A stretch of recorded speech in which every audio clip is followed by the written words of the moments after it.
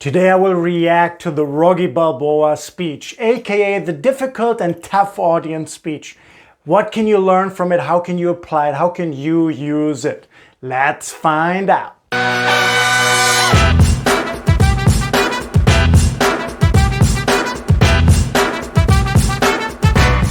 By the way, if you're new here, make sure to hit that subscribe button. So let's jump right in, go to the very beginning, and let's go. Is this from the father? It's in the back. Unbelievable. You're doing good. You're enjoying everything, all right? Excuse me. How you doing? Glad you come by. Can I talk with you? Sure. Can you do it outside? So the first thing here, and thanks for sticking with me because not much really happened, right? It's just kind of the beginning of the whole thing. But the most important lesson you can take away from this is that Rocky stays calm, right? In a presentation that you know will be difficult, that might be tough, the most important thing at the beginning, you gotta stay calm. You see the audience here, right? His son, he's a little irritated. We can see it on his face with his whole body language. But Rocky stays in a very, very calm, centered way, right? And this works really well. It doesn't matter if you're dealing with difficult customers, team members, a manager that you might have, a business partner. Yeah, tough presentations require that you stay calm, cool, and collected at the very beginning. So let's look at the next part. So you're going through with this? Yeah, I start training tomorrow. Hey, Rock, I made some connections. I could make some money on this, endorsements. Absolutely. It's a fun interruption, by the way, before the whole thing goes down. So you're nervous about the fight? They're scared to death. You don't look scared? Well, you ain't supposed to. Then you don't have to do it. Yeah, well, I think I do. You know, living with you, it hasn't been easy. People see me, but they think of you. Now with all this going on, this is gonna be worse than ever. It don't have to be. No, sure it does. Why? You got a lot going on, kid. So the the second thing here that he does, again, he listens calmly to his audience, his sons. His audience, raises concerns right away from the very, very beginning. And this happens sometimes, in very difficult situations, very difficult presentations. And what you want to do in that case, you got to just listen. You got to really understand first, like what's going on. Just let them let it all out. Okay, let them let it all out and just listen calmly. Oh, what, my last name? That's the reason I got a decent job. That's the reason why people deal with me in the first place. Now I start to get a little ahead. I start to get a little something for myself, and this happens.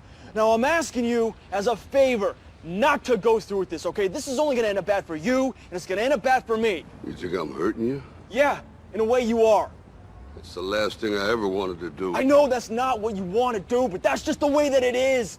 Don't you care what people think? Doesn't it bother you that people are making you out to be a joke and that I'm going to be included in that?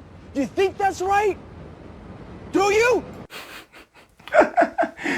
Number 3, right, the next thing, again, Rocky stays very, very calm. The next thing he does very well, and you want to do as well, you want to ask questions to more deeply understand your audience. And you do that because you want to show that you care for your audience. You want to show you really, really listen, and you try to understand what is the real issue here? What's the real concern that they have? Okay? So what's the next part?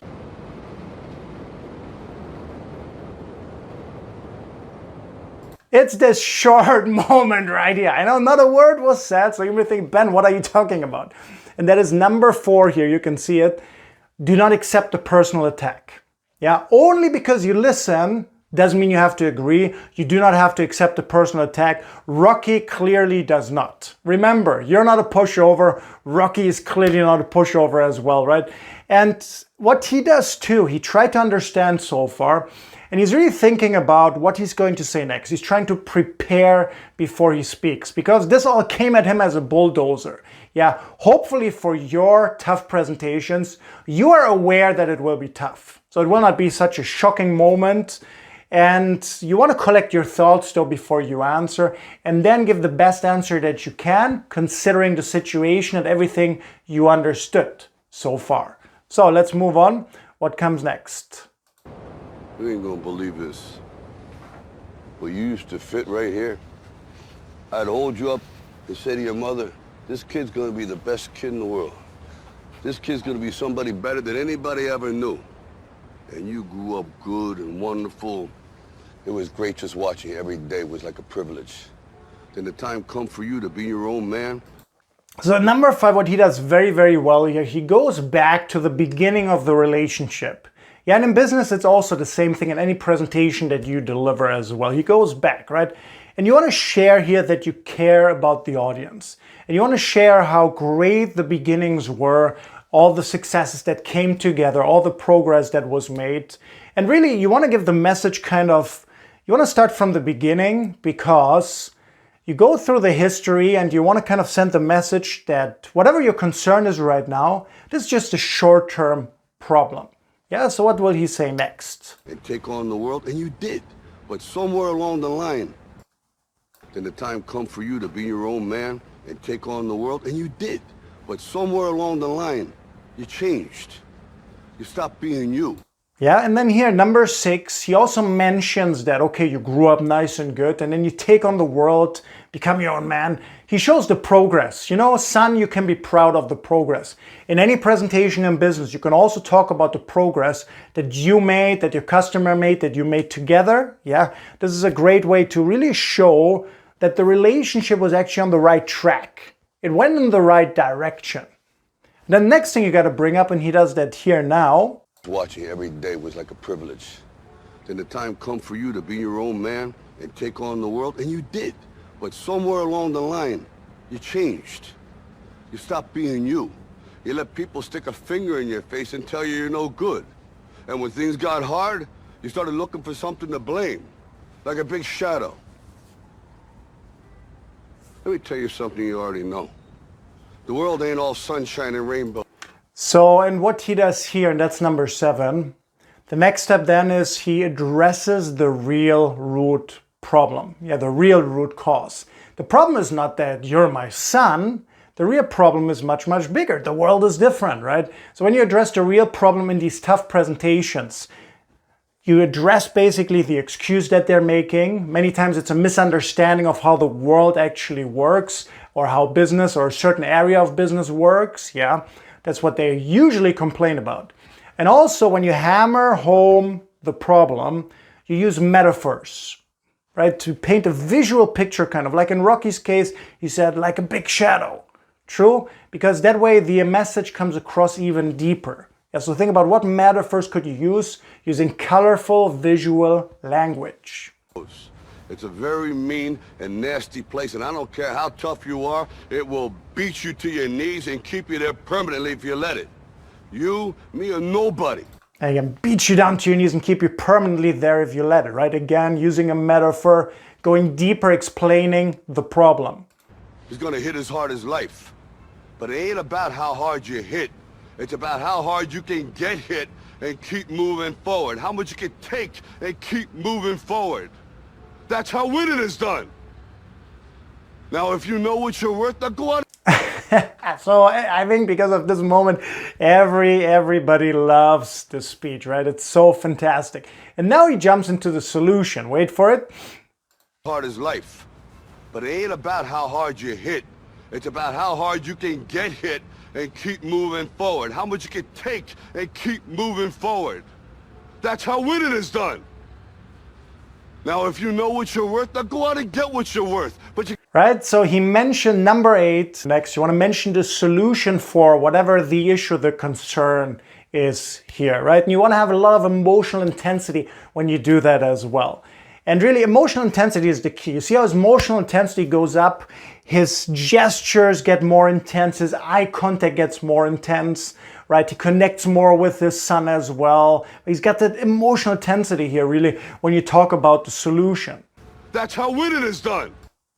You, me, or nobody is gonna hit as hard as life. But it ain't about how hard you hit. It's about how hard you can get hit and keep moving forward. How much you can take and keep moving forward. That's how winning is done. Now, if you know what you're worth, now go out and get what you're worth. But you gotta be willing to take the hits and not pointing fingers saying you ain't where you wanna be because of him or her or anybody. Cowards do that and that ain't you. You're better than that. So, number 9, again, the peak of the emotional intensity. He really circles back to the problem and he has total belief in his audience. Right? He totally believes, he shows this is how the world works, this is the problem, this is an excuse that you have, but this is not you. You're better than that, right? You're much, much better than that. And that's the peak of emotional intensity. And the key is really showing that you truly, truly care for your audience. Can be, again, your business partner, your customer, your team members, whatever the difficult presentation might really be all about, okay? And if possible, and again, this depends on culture and the country that you're in, but at this moment, it's really good to use very direct language. Should be direct, but caring at the same time, okay? And then he does one great thing here at the end. Let's watch this. So one more time here, peak emotional intensity. Now, if you know what you're worth, now go out and get what you're worth. But you gotta be willing to take the hits and not pointing fingers saying you ain't where you wanna be because of him or her or anybody. Cowards do that and that ain't you. You're better than that.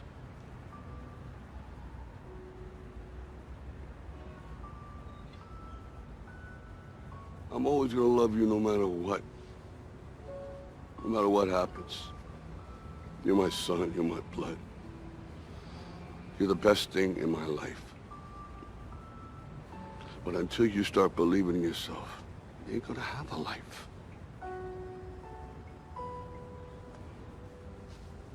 Don't forget to visit your mother.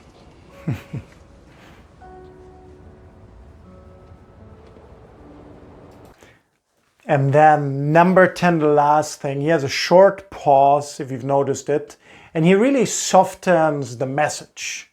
Yeah, he softens the message in the middle. And one more time, showing that you care is key. Yeah, all the emotional intensity will fail and be not good, might be a disaster. But if you show you care about the relationship, with your customer, right? Or your business partner, or your team members, then it works. And again, you have to adjust your emotional intensity, right? He does it in this way, of course, because he talks to his own son.